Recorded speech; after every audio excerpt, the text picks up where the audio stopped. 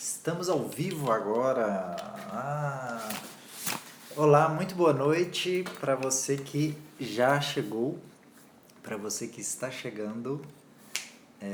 Estamos iniciando aqui mais uma live, tirando dúvidas de vocês clientes, de vocês que ainda não são clientes, né?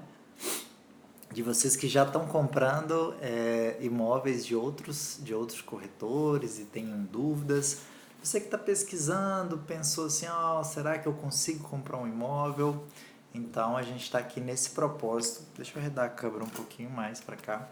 A gente está aqui nesse propósito de esclarecer, tirar as dúvidas de vocês.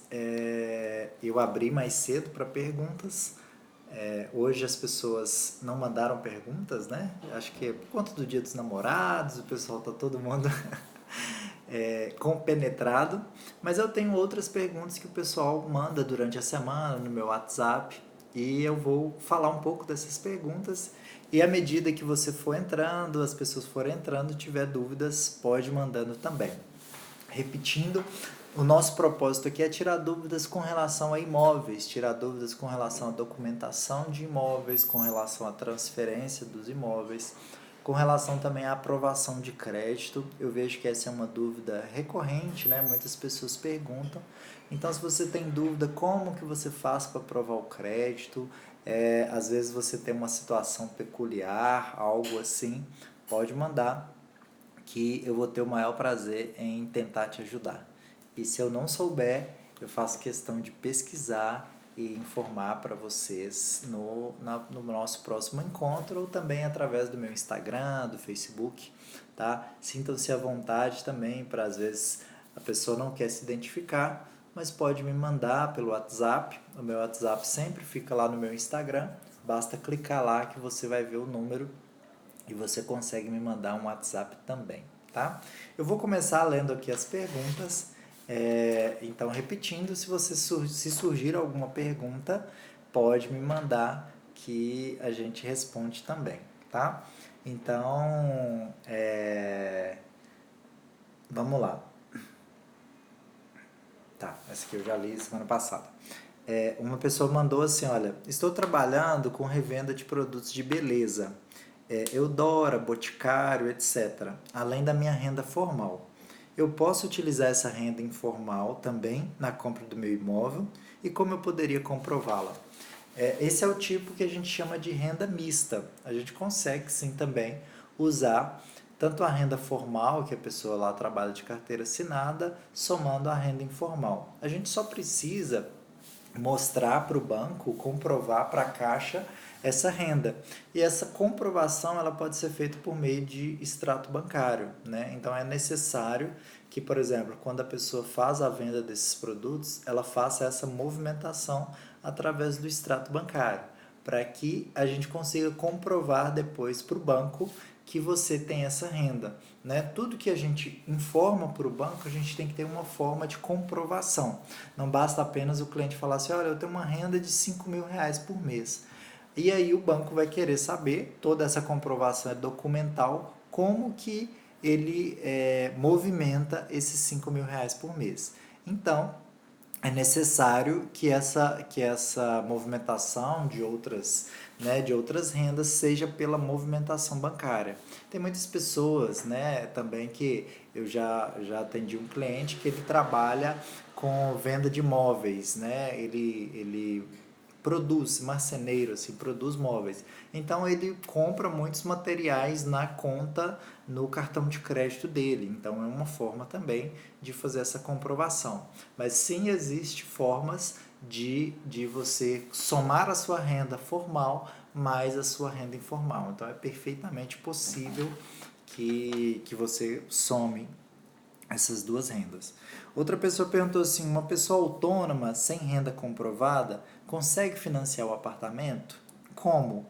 Olha, a pessoa autônoma, né, aquela que às vezes é prestador de serviço, pode ser motorista do Uber, de aplicativos, Uber 99, pode ser pessoas que trabalham instalando algum tipo de serviço na casa das pessoas, pode sim. Como eu falei na pergunta anterior, só é necessário que isso seja feito através de movimentação bancária. Seguramente essa pessoa recebe o valor do seu trabalho e ela só precisa movimentar isso no banco.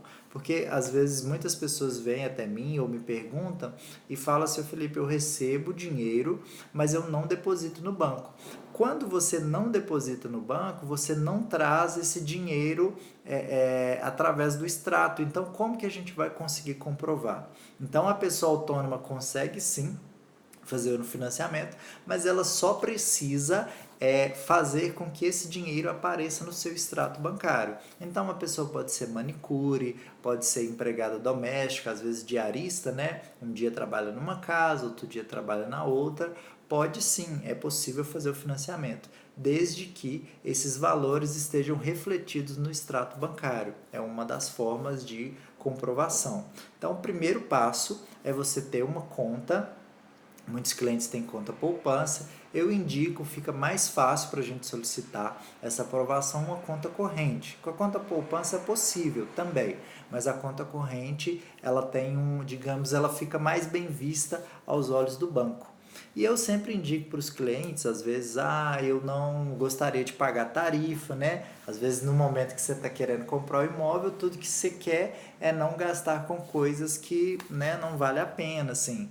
Então, eu indico que você abra uma conta corrente no Banco Inter, por exemplo, né? Existem o Banco Nubank também, ele tem o Nuconta, existe o Next, tem vários outros bancos aí, bancos digitais, que você abre a sua conta e você não vai pagar tarifa. Então você abre pelo próprio celular. Eu tenho conta do Banco Inter, é muito boa, funciona muito bem e livre de tarifas, né? Então você faz TED, você faz DOC, você recebe dinheiro e você não precisa ir na agência, tudo se resolve pelo aplicativo. Então é uma forma, às vezes você está querendo começar a pensar no imóvel, tipo assim, eu quero daqui a 3, 4 meses olhar um imóvel. Então já abre uma conta, já começa a depositar esses valores lá na sua conta e quando a gente for olhar a aprovação do seu imóvel vai ficar muito mais fácil com essa movimentação bancária.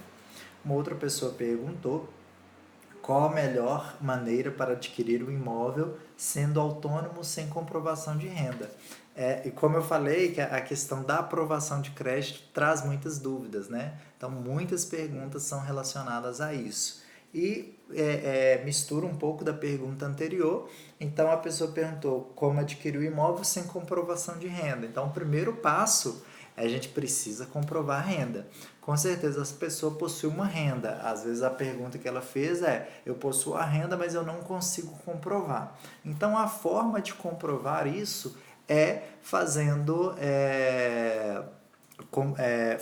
a movimentação bancária, depositando esse valor numa conta. Tá? Teve uma pessoa que fez uma pergunta aqui, espírito do surf. Que legal, não sabia que existia esse Instagram. Eles não pedem o IRS, eu não sei se é imposto de renda que você falou ou IRS, eu nunca vi essa sigla. Se você puder me explicar, pode ser que eu não conheça. Às vezes tem algumas siglas que são de estados específicos ou pode ser que você está falando do IRS. Só confirme para mim se é imposto de renda, né? A gente fala IRPF, imposto de renda da pessoa física. E aí eu respondo para você. Isso, imposto de renda de pessoa física. Então, o que acontece? Depende da faixa de renda. Tem um teto, né? O imposto de renda, ele até R$ 28 mil, se eu não me engano, a faixa atual, 28 a 29. A pessoa está em Portugal, olha que legal. Que bom, obrigado aí por estar acompanhando. Então aqui no Brasil imposto de renda, né? Então aqui no Brasil a faixa é até em torno de 28, 29 mil reais. Então abaixo dessa faixa, se a pessoa tiver uma renda abaixo desse valor, ela não precisa declarar imposto de renda. Se o rendimento somado no último ano, né? Esse ano de 2019 a gente declarou imposto de renda com data base de 2018. Então, se os rendimentos foram menores do que R$ 28.000, a Caixa não exige o imposto de renda. Se for mais do que isso, aí você precisa fazer a declaração de imposto de renda e pode ser que gera uma guia de imposto de renda, né? Aí ele está falando aqui, sou brasileiro, mas moro aqui. Que legal, parabéns. Está gostando aí da Europa, do Portugal? Aqui no Brasil, esses dias, né, eu falo de Belo Horizonte, aqui está um pouco frio. Imagino que na Europa deve estar mais quente um pouco do que aqui. Então vamos falar outra pergunta aqui. Se tiver mais perguntas, pode mandar que eu respondo com o maior prazer. Uma pessoa perguntou: o que é assinatura comercial com a Caixa? Assinatura comercial, na verdade, é um dos passos, né? Um dos passos para o processo de compra do apartamento. Então, o primeiro passo é o cliente visitar o imóvel, né? Eu costumo tratar em 10 passos, fala até lá no meu Instagram, que ele acabou de falar aqui, eles estão a exigir o IRS. Aqui no Brasil, como eu falei, se a pessoa está abaixo do teto, não é preciso o imposto de renda. Então, voltando, o que é assinatura comercial? Então, é um desses 10 passos, né? O primeiro passo, a pessoa faz a visita ao imóvel. O segundo passo, ela solicita análise de crédito na Caixa. O terceiro passo, depois ela escolhe o imóvel. O quarto passo, ela assina o contrato com a construtora. No quinto passo, ela paga o sinal, paga a primeira parcela do financiamento do imóvel.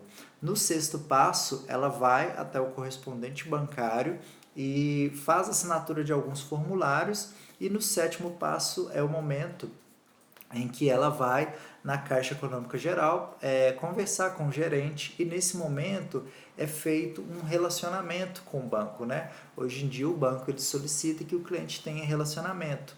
Então, antigamente acontecia muito do cliente pegar o financiamento com a Caixa e fazer esses relacionamentos, ou cartão de crédito, ou conta corrente, em outros bancos. E hoje a Caixa solicita que isso seja feito no banco, né? Digamos, se tem 10 clientes e 5 clientes têm um relacionamento com o banco, ela vai dar prioridade em financiar o imóvel para esses clientes que têm relacionamento. Então, quando a pessoa perguntou o que é a assinatura do comercial, é que é nesse momento em que o cliente vai até o banco para fazer esse trâmite do comercial, que é abrir a conta corrente. Nesse momento também é oferecido para o cliente alguns produtos no banco. Então pode ser um título de capitalização, pode ser uma previdência privada, pode ser um seguro de vida. Isso tudo é conversado com o gerente. Eu postei no meu Instagram hoje que eu estava na agência da Caixa Econômica Federal, junto com os clientes. Eu costumo acompanhar também os meus clientes nesse dia, e esses clientes hoje foram assinar esse comercial com o gerente da Caixa, tá? Então vamos lá, deixa eu ver qual que eu já li aqui. Tá. A qual teto salarial se aplica o subsídio de R$ 47.000 dado pela Caixa?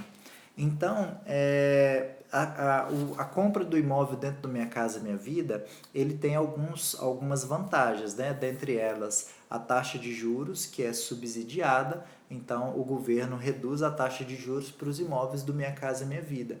E outra vantagem também é o subsídio, né? A Amanda, minha contadora, está falando assim, cheguei antes de acabar, porque semana passada ela chegou e já tinha acabado, né? Não vou falar nada. Então, o governo dá alguns subsídios para ajudar a pessoa que está comprando. Então, a Caixa ela empresta até 80% do valor do imóvel, e aí, dependendo da sua renda, ela dá um subsídio. O meu amigo lá de Portugal, ele tinha até comentado ali, eu não falei que era corretor de imóveis também, então você entende bem dos trâmites, né? Da coisa toda de ser corretor de imóveis. Abraço para você, obrigado aí pela visita e por estar aqui participando da live também. Então, voltando à pergunta, então qual que é A Caixa ela financia até 80% do valor do imóvel e aí vai depender da renda do cliente, ela dá um valor a mais, ela dá um subsídio, né? Ela repassa o valor para a construtora e aí não cobra do cliente esse valor do subsídio que ela está repassando. E aí o que, que acontece? Dentro do Minha Casa Minha Vida, dependendo da renda do cliente, ele tem algumas faixas. Então tem a faixa 1,5, tem a faixa 2 e a faixa 3. E na faixa 1,5, os subsídios podem chegar até R$ 47.000. E aí essa pessoa me perguntou, qual teto salarial se aplica o subsídio? Ele inicialmente, no ano passado que foi lançada a faixa 1,5, ele começava para os clientes com R$ 1.600, mas teve algumas mudanças no normativo da Caixa, agora em 2019, e hoje o subsídio, a faixa salarial que consegue o subsídio máximo de R$ 47.000 é a faixa salarial até de R$ 1.200. E aí tem outros fatores que são analisados também, não é só a renda do cliente. Aí é olhado o perfil do cliente, se ele está comprando sozinho, se ele está comprando acompanhado, se ele possui filhos, se ele tem FGTS ou não. Então todos esses fatores são analisados para que seja aplicado o subsídio. Né? Não é só um item, não é basta só a faixa salarial. É a faixa salarial somado a outros itens do perfil do cliente. Então, é por isso que eu falo que é sempre importante que você converse com seu corretor de confiança, perguntando para ele como que funciona e quais são as variáveis que existem, né? E a gente costuma fazer estudos, faz simulações no sistema da Caixa e mostra para o cliente, olha, se você entrar com o seu FGTS, você vai conseguir um desconto de tanto. Se você não usar o seu FGTS, a sua taxa de juros fica nesse valor aqui. Então, vai depender de cliente para cliente. A Amanda está perguntando aqui se essa renda é per capita. A Caixa chama de renda familiar. Mas o que acontece? Por exemplo, se eu tenho meus pais, que eles têm a renda dele, e eu, por exemplo, vou comprar um apartamento para que eu more sozinho. Então, a renda familiar vai ser apenas a minha renda. A Caixa não vai considerar a renda dos meus pais. Por exemplo, existem muitos casos, né? Eu acho que deve ser uns 70% a 80% dos meus clientes são jovens, às vezes namorados ou noivos, que estão comprando o apartamento para quando forem casar, né? Para irem morar junto, não necessariamente casar, mas vão morar junto.